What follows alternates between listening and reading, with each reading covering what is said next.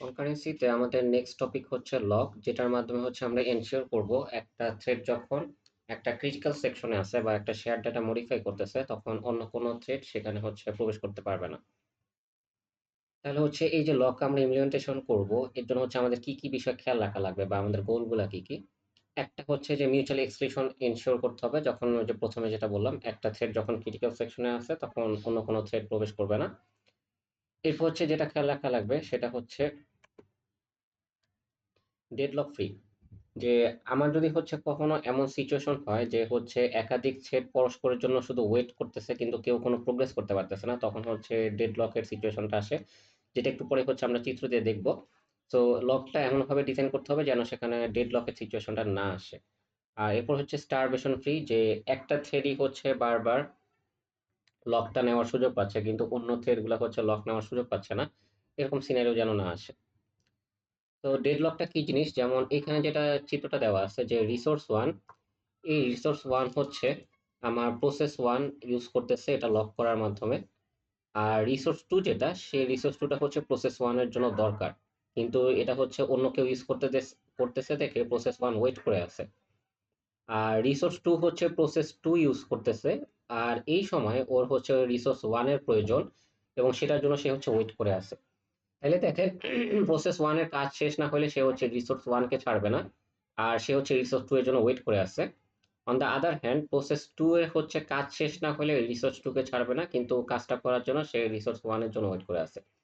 তাহলে process one progress করতে পারবে সেটা ডিপেন্ড করতেছে প্রসেস টু এর উপর, কিন্তু প্রসেস টু হচ্ছে ওয়েটিং। আবার প্রসেস টু প্রোগ্রেস করতে পারবে সেটা ডিপেন্ড করতেছে প্রসেস ওয়ান এর উপর, কিন্তু প্রসেস ওয়ান হচ্ছে ওয়েটিং এ আছে।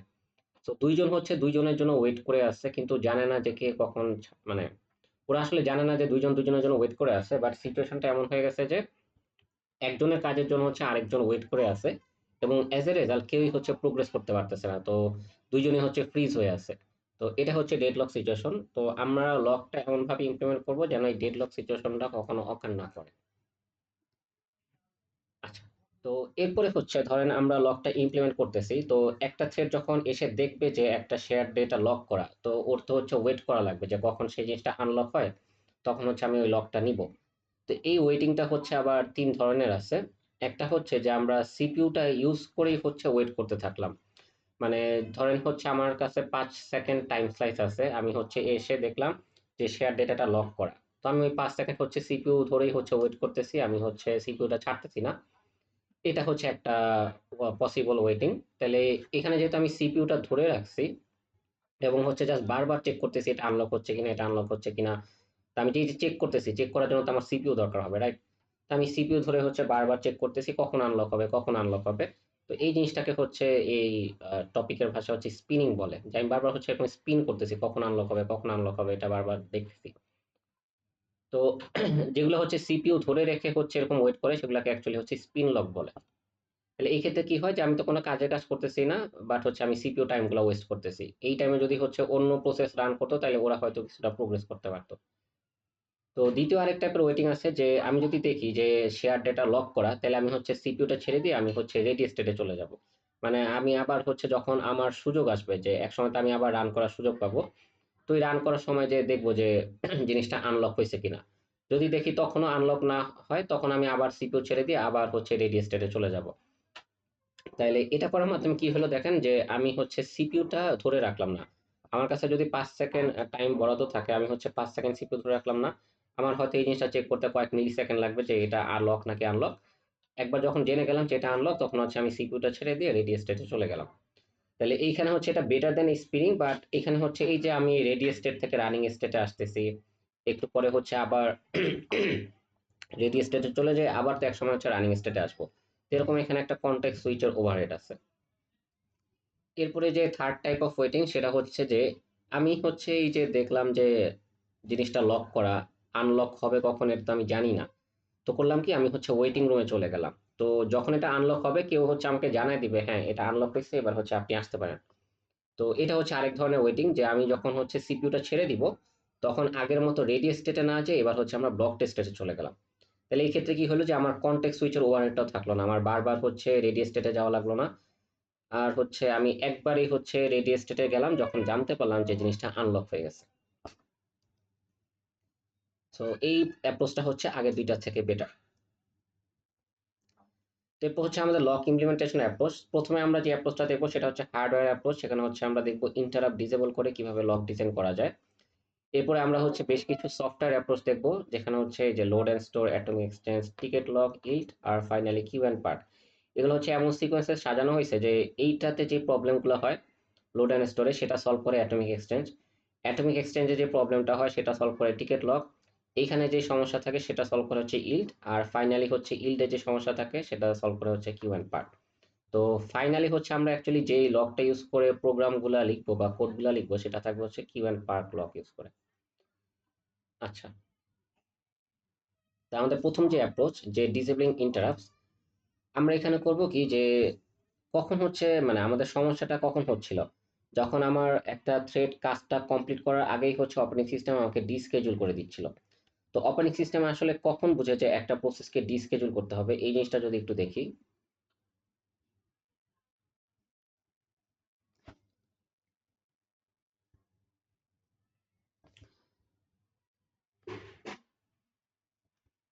আচ্ছা, যদি হচ্ছে আমাদের এরকম চিন্তা করি এটা হচ্ছে আমার হার্ডওয়্যার অংশ।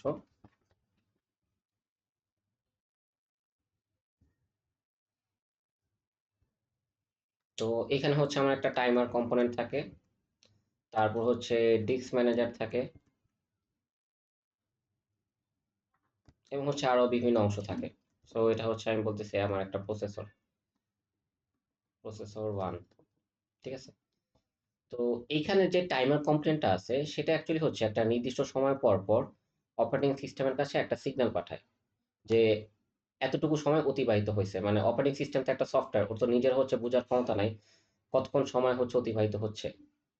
উম, এটা কি লিখলাম?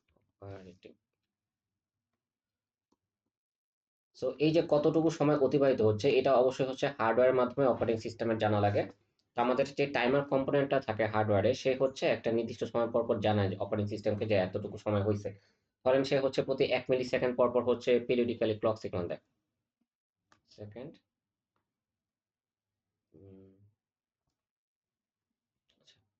Periodic clock signal after 1 millisecond, periodic clock signal after 1 millisecond. তো ধরেন হচ্ছে এটা 1 মিলি সেকেন্ড পর পর হচ্ছে ক্লক সিগন্যাল দেয়, তাহলে এটার মাধ্যমে অপারেটিং সিস্টেম জানতে পারে যে হ্যাঁ 1 মিলি সেকেন্ড সময় অতিবাহিত হয়েছে। যদি আমার টাইম স্লাইস হচ্ছে 5 মিলি সেকেন্ডের হয়, তাহলে অপারেটিং সিস্টেম ধরেন হচ্ছে একটা কাউন্ট রাখে, এরকম যদি হচ্ছে 5টা সিগন্যাল পায় তখন হচ্ছে অপারেটিং সিস্টেম বুঝে যে একটা প্রসেসকে এবার ডিসকেজুল করে অন্য একটা প্রসেসকে রান করার সুযোগ দিতে হবে। তাইলে আমার যে প্রথমে আমরা কনকারেন্সিতে যে সমস্যাটা দেখছিলাম একদম প্রথম রেকর্ডিংটায়, ওই যে নোটপ্যাড দিয়ে যেটা দেখছিলাম, যে একটা থ্রেড হচ্ছে মেমোরি থেকে ডাটা রিড করে নিজের রেজিস্টারে আনছে, নিজের রেজিস্টারে ডাটার ভ্যালু এক বাড়াইছে, কিন্তু সেটা মেমোরিতে রাইট করে আসার পূর্বে সে হচ্ছে ডিসকেজুল হয়ে গেছিল। তখন হচ্ছে অন্য একটা থ্রেড মেমোরিতে যে ওই পুরানো ডাটা রিড করছে, পুরানো ডাটার উপর মডিফিকেশন করে আবার রাইট করে রেখে আসছে। তাহলে অ্যাজ এ রেজাল্ট আমার 2টা থ্রেড যদি হচ্ছে একটা ডেটার ভ্যালু এক এক করে ইনক্রিজ করে, ওর 2 বাড়ার কথা, কিন্তু হচ্ছে অ্যাজ এ রেজাল্ট সে হচ্ছে 1 বাড়ছিল। এই সমস্যাটা দেখছিলাম।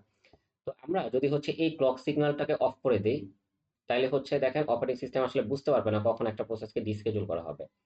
তাহলে একটা থ্রেড যদি এমন করে যে ক্রিটিক্যাল সেকশনে ঢোকার সময় সে হচ্ছে সিগন্যালটাকে অফ করে দিল, এই সিগন্যালটা অফ করে দেওয়ার মাধ্যমে সে হচ্ছে নিজেকে ডিসকেজুল হওয়া থেকে বাঁচাইলো।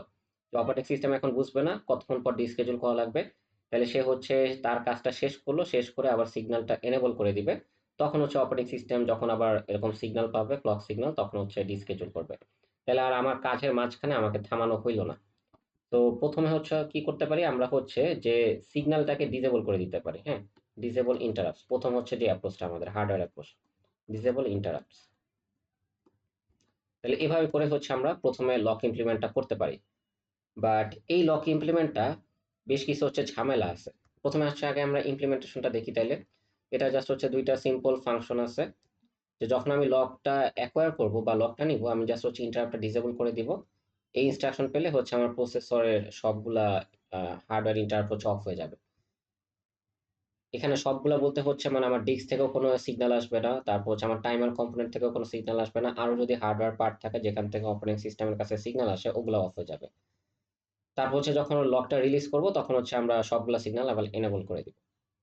তো এই অ্যাপ্রোচের বেশ কিছু ডিসঅ্যাডভান্টেজ আছে, সেগুলো হচ্ছে যে অ্যাপ্রোচটা শুধুমাত্র ইউনি প্রসেসরের জন্য কাজ করে। হ্যাঁ, যখন হচ্ছে আমার মাল্টিপল প্রসেসর থাকে তখন আর হচ্ছে জিনিসটা কাজ করে না। কেন কাজ করে না এটা একটু যদি দেখি, আমরা হচ্ছে লেজার পয়েন্টটা নিয়ে নিই।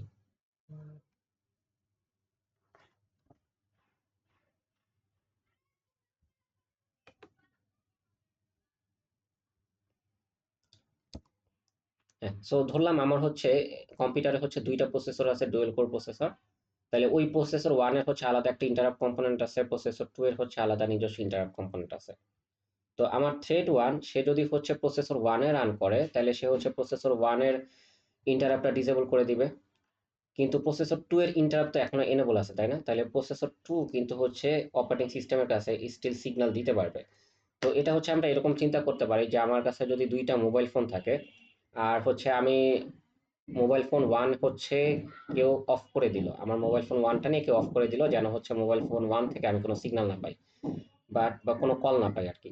বাট আমার মোবাইল ফোন টু যেটা সেটা তো তখনও অন আছে, তাই না? সো মোবাইল ফোন টু থেকে তো আমার কাছে কল আসতেই পারে। সো ব্যাপারটা আর কি এটার মতো। তাহলে আমরা যেই প্রসেসরে থ্রেডটা রান করতেছে সেই প্রসেসরের সিগন্যালটা হচ্ছে অফ করতে পারে ফাংশন কল করার মাধ্যমে। কিন্তু অন্য যে প্রসেসরগুলো আছে তারা কিন্তু তখনও অপারেটিং সিস্টেমের কাছে ক্লক সিগন্যাল দিতে পারবে। তাহলে সেই ক্ষেত্রে কিন্তু আমার এই লকটা আর কাজ করলো না, মাল্টিপল প্রসেসরের ক্ষেত্রে এটা হচ্ছে আর কাজ করলো না। এরপর যে ঝামেলাটা ধরলাম হচ্ছে আমরা ইউনি প্রসেসরে রান করতেছি, কিন্তু হচ্ছে স্টিল আরো কিছু ঝামেলা আছে। এই ডিসঅ্যাডভান্টেজ গুলো হচ্ছে ইউনি প্রসেসরের জন্য। হ্যাঁ, পর হচ্ছে ইউনি প্রসেসর। সো এই ঝামেলাটা কি হবে দেখেন, যে প্রথম কথা হচ্ছে যে একটা থ্রেড যে এরকম সিগন্যাল অফ করে দিল, সে কতক্ষণ পর সিগন্যাল অন করবে এটা কিন্তু আর হচ্ছে অপারেটিং সিস্টেমের হাতে থাকলো না। থ্রেডটা চাইলে হচ্ছে কাজ শেষ হওয়ার পর পরও সিগন্যাল অন করে দিতে পারে, আবার যদি কোনো ম্যালিশিয়াস থ্রেড হয় তাহলে সে হচ্ছে আজীবনের জন্য সিগন্যাল অফ করে দিতে পারে। আজীবন মানে হচ্ছে অ্যাকচুয়ালি যে এরপর এই সিগন্যালটা অন করতে হলে আমাদের কম্পিউটারটাকে রিস্টার্ট করা লাগবে, এরকম ঘটনা ঘটতে পারে। আরেকটা কি, যে আমরা হচ্ছে অন্য নেসেসারি কাজ পারফর্ম করতে পারি না। এটার মানে চিন্তা করেন যে আপনি হচ্ছে কোনো একটা ঝামেলার কারণে আপনি হচ্ছে ফোন অফ রাখলেন যেন হচ্ছে একটা নাম্বার থেকে আপনার কাছে কল না আসে বা কোনো সিগন্যাল না আসে। বাট ওই ফোন কল থেকে বাঁচার জন্য আপনি তো অন্য নেসেসারি ফোন কলগুলো এখন মিস করবেন না। আপনার যদি ফোন অফ থাকে তাহলে অন্যরা কল দিয়েও তো হচ্ছে ফোন অফ পাবে। তো অন্যরা যে আপনাকে কল দিচ্ছিল এইটা তো হচ্ছে আপনি আর পাইলেন না। তো অনেকটা এটার মতোই ঝামেলা। ধরেন হচ্ছে একটা প্রসেসে আইও সিগন্যাল ডিস্কে হচ্ছে আইও রিকোয়েস্ট করছিল। তো ডিস্ক ম্যানেজার যখন ডিস্ক থেকে ডাটা রিড করে আনছে তখন হচ্ছে সে একটা আইও ডান সিগন্যাল দেয় অপারেটিং সিস্টেমের কাছে। তো আমি যদি ইন্টারাপ্ট গুলো সব অফ করে রাখি তাহলে এই সিগন্যাল তো অপারেটিং সিস্টেম মিস করে যাবে, তাহলে অপারেটিং সিস্টেম তো জানবেই না যে ডিস্ক ম্যানেজারে ডাটা রিড করা শেষ হয়েছে। অ্যাজ এ রেজাল্ট করবে কি, যে প্রসেসটা আইও রিকোয়েস্ট করছিল সে আর জীবন হচ্ছে ব্লক স্টেটে থেকে যাবে। তো এরকম হচ্ছে বেশ কিছু ঝামেলা হয় হার্ডওয়্যার অ্যাপ্রোচে। এই কারণে হচ্ছে পরবর্তীতে আর হার্ডওয়্যারে বেশি ফোকাস না করে সফটওয়্যার অ্যাপ্রোচের দিকে যাওয়া হয়েছে। তো সফটওয়্যার অ্যাপ্রোচের ক্ষেত্রে প্রথম যেই অংশটা আছে সেটা হচ্ছে যে লোড অ্যান্ড স্টোর। তো এটা হচ্ছে এরকম চিন্তা করতে পারেন যে আমাদের হচ্ছে রুমে ঢোকার জন্য একটাই দরজা থাকে, সো ওই দরজাটাই হচ্ছে সবাই ইউজ করে রুমে ঢুকি। হ্যাঁ, তাহলে ওটাকে আমরা বলতেছি হচ্ছে শেয়ার্ড লক ভেরিয়েবল, ওটা ইউজ করে সবাই হচ্ছে লক আনলক করবে। তো এইখানে আমরা যখন দেখবো যে একটা রুমে হচ্ছে কেউ অলরেডি আছে তখন হচ্ছে চিন্তা করবো যে রুমটা লক করা, তার মানে ওইটার অ্যাক্সেস এখন আমরা নিতে পারবো না। যখন হচ্ছে রুমে কেউ থাকবে না তখন হচ্ছে আমরা সেই রুমের অ্যাক্সেসটা নিতে পারবো, নিয়ে হচ্ছে নিজেরা লক করতে পারবো। ঠিক আছে? তাহলে এই ক্ষেত্রে দেখেন যে আমাদের বেসিক অ্যাপ্রোচটা কি হবে, একটা লক ভেরিয়েবল রাখলাম, লক ভেরিয়েবলটার ভ্যালু হচ্ছে ইনিশিয়ালি ফলস। লকের ভ্যালু হচ্ছে ফলস থাকা মানে হচ্ছে লকটা অ্যাভেলেবল আছে, আর লকের ভ্যালু যদি ট্রু থাকে তার মানে হচ্ছে লকটা আনঅ্যাভেলেবল। তো আমরা ফার্স্টে করব কি, যে যতক্ষণ দেখবো হচ্ছে লকের ভ্যালুটা ট্রু মানে হচ্ছে লকটা আনঅ্যাভেলেবল ততক্ষণ হচ্ছে আমরা ওয়েট করতে থাকবো হোয়াইল লুপে। যখনই হচ্ছে লকের ভ্যালুটা ফলস হবে কেউ মানে হচ্ছে লকটা অ্যাভেলেবল হবে অর্থাৎ রুম খালি হবে, তখন হচ্ছে আমরা এই হোয়াইল লুপ থেকে বের হয়ে যাব। বের হওয়ার মাধ্যমে এরপর হচ্ছে আমরা রুমে প্রবেশ করে লকটাকে হচ্ছে ট্রু করে দিব, মানে রুমটা লক করে দিব, তখন হচ্ছে রুমটা আমাদের অ্যাক্সেসে থাকবে, অন্য কেউ হচ্ছে আর প্রবেশ করতে পারবে না। আর যখন হচ্ছে রুম থেকে বের হয়ে যাব তখন তো কি করব, রুমটা আনলক করে দিব। সো আনলক করার জন্য জাস্ট সিম্পল আমরা লকের ভ্যালু হচ্ছে ফলস করে দিতেছি। তো এটাই হচ্ছে জাস্ট হচ্ছে load and store approach. But এইখানে এখন ঝামেলা কি হইতে পারে, যে এই যে আমরা এভাবে লকটা ইমপ্লিমেন্ট করলাম এটা কি সবসময় কাজ করবে, যে একটা থ্রেড যখন ক্রিটিক্যাল সেকশনে আসছে তখন হচ্ছে আরেকটা থ্রেড ঢুকতে পারবে না, মানে হচ্ছে এট এ টাইম হচ্ছে মাল্টিপল পার্সন হচ্ছে রুমে প্রবেশ করে যেতে পারবে না।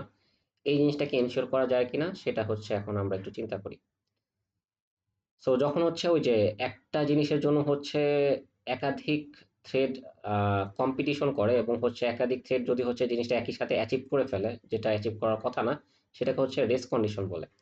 তো দেখেন এইখানে রেস কন্ডিশন বলতে কি বোঝাবে, যে হচ্ছে আমার লকটা ইমপ্লিমেন্টেশন করার একটা মেজর গোল ছিল at at the same time critical সেকশনে হচ্ছে একজনের বেশি প্রবেশ করতে পারবে না। বাট এইখানে হচ্ছে আমরা এমন একটা সিনারিও দেখবো যে এট দ্য সেম টাইম একই সাথে হচ্ছে মাল্টিপল থ্রেডস লকটা পেয়ে রুমে প্রবেশ করে যেতে পারে। তো কিভাবে সেটা সম্ভব সেটাতে আসি। তো ধরলাম হচ্ছে আমার লকের ভ্যালু হচ্ছে ইনিশিয়ালি জিরো বা ফলস, তার মানে লকটা হচ্ছে সবার জন্য অ্যাভেলেবল আছে। আর আমার সিস্টেমে হচ্ছে দুইটা থ্রেড আছে, একটা হচ্ছে থ্রেড ওয়ান, একটা হচ্ছে থ্রেড টু। তো প্রথমে ধরলাম যে হচ্ছে থ্রেড ওয়ান রান করার সুযোগ পাইছে, এবং থ্রেড ওয়ান হচ্ছে রান করে দেখলো যে লকের ভ্যালু তো ইনিশিয়ালি জিরো, তার মানে আমার এই হোয়াইল কন্ডিশনটা ফলস হবে। তো সে হচ্ছে এই হোয়াইল লুপ থেকে বের হয়ে আসবে। বের হয়ে আসার পর সে হচ্ছে লকটা নিতে যাবে। ঠিক ওই মুহূর্তে একটা টাইমার ইন্টারাপ্ট আসলো আর থ্রেড ওয়ানটা হচ্ছে ডিসকেজুল হয়ে গেল। এবার হচ্ছে থ্রেড টু রান করার সুযোগ পেল। তো থ্রেড টু রান করে দেখলাম যে হচ্ছে ও ফার্স্টে চেক করলো যে লকটা অ্যাভেলেবল কিনা, লকটা অ্যাভেলেবল, তার মানে এই হোয়াইল লুপের কন্ডিশনটা ফলস হয়েছে। হোয়াইল লুপ থেকে বাইরে বের হয়ে আসবে এবং বের হয়ে এসে সে হচ্ছে লকটাও নিয়ে নিতে পারলো। হ্যাঁ, ও যে টাইম স্লাইসটা পাইছে তাতে সে হচ্ছে লকটা নিয়ে নেওয়া পর্যন্ত হচ্ছে কাজ করতে পারছে। এরপর হচ্ছে থ্রেড টু ডিসকেজুল হইলো। তাহলে এবার দেখেন থ্রেড ওয়ান হচ্ছে লাস্টে কতটুকু পর্যন্ত কাজ করে গেছে, সে হচ্ছে চেক করে গেছে যে লকটা অ্যাভেলেবল আছে কিনা। তো সে জানে হচ্ছে লকটা অ্যাভেলেবল আছে। পরে যখন রান করার সুযোগ পাবে সে তো সাথে সাথে লকটা নিয়ে নিবে। তাহলে মাঝখানে অন্য একটা থ্রেড যে হচ্ছে এসে লকটা নিয়ে নিছে সেটা কিন্তু সে জানে না। এটা এরকম চিন্তা করতে পারেন যে থ্রেডটা তো হচ্ছে কেউ কাউকে দেখতে পারে না, তাই না? ওদের তো আর হচ্ছে ভিশন নাই। তো ধরেন দুইজনের চোখ বাঁধা, দুইটা মানুষের চোখ বাঁধা। তো একটা মানুষ হচ্ছে রুমে এসে কারো সাউন্ড পায় না, সে ভাবছে হচ্ছে রুমটা আনলক করা, রুমটা নিতে যাবে, ওই মুহূর্তে তাকে হচ্ছে কেউ স্ট্যাচু করে দিছে বা ফ্রিজ করে দিছে। এরপর হচ্ছে দ্বিতীয় আরেকটা অন্ধ ব্যক্তি এসে দেখছে রুমের ভিতর কেউ নাই, কারো সাউন্ড পাওয়া যায় না, সে হচ্ছে এসে রুমে ঢুকে গেছে। তো এরপর যখন হচ্ছে প্রথম অন্ধ ব্যক্তিটাকে হচ্ছে স্ট্যাচু থেকে মানে রিলিজ করে দেওয়া হয়েছে, সে হচ্ছে আবার হাঁটাচলা করতে পারবে তখন। তো ওই মুহূর্তে তো সে হচ্ছে রুমে ঢুকে যাবে, কারণ সে তো হচ্ছে আগেই সেন্স করে গেছে যে রুমটা খালি। তো দেখেন একই সাথে তখন দুই ব্যক্তি রুমের ভিতর প্রবেশ করে গেল। বাট এটা তো অ্যাকচুয়ালি হওয়া উচিত ছিল না। আমরা হচ্ছে বলতেছি কি ক্রিটিক্যাল সেকশনে একই সাথে একজনের বেশি কোনো থ্রেড প্রবেশ করতে পারবে না। তার মানে এখানে হচ্ছে এই লক ইমপ্লিমেন্টেশনটায় ঝামেলা আছে। তো ঝামেলাটা কি হইতেছে, যে আমরা চেক করতেছি লকটা অ্যাভেলেবল কিনা এবং পরবর্তীতে হচ্ছে লকটা নিতেছি, এই মাঝখানে আমাদেরকে থামায় দেওয়া যায়। এটা হচ্ছে দুইটা আলাদা ইনস্ট্রাকশন, এরা একই সাথে এক্সিকিউট হইতে পারতেছে না। তো এটা সলভ করার জন্য আমাদের এমন একটা ডিজাইন করা লাগবে যেন হচ্ছে এই পুরো জিনিসটা লক অ্যাভেলেবল কিনা চেক করা প্লাস হচ্ছে লকটা নিয়ে নেওয়া, এই দুটো যেন হচ্ছে একই সাথে এক্সিকিউট হয়, মাঝখানে যেন আমাকে ডিসকেজুল করা না হয়। এই জিনিসটা হচ্ছে এনশিওর করা লাগবে। তো এই জিনিসটা এনশিওর করার জন্যই হচ্ছে আমরা নেক্সট যেটা দেখব সেটা হচ্ছে অ্যাটমিক এক্সচেঞ্জ। তো এই অ্যাটমিক এক্সচেঞ্জ থেকে আমরা হচ্ছে পরের রেকর্ডিং এ শুরু করব। এই রেকর্ডিংটা এই পর্যন্তই রাখা হইতেছে।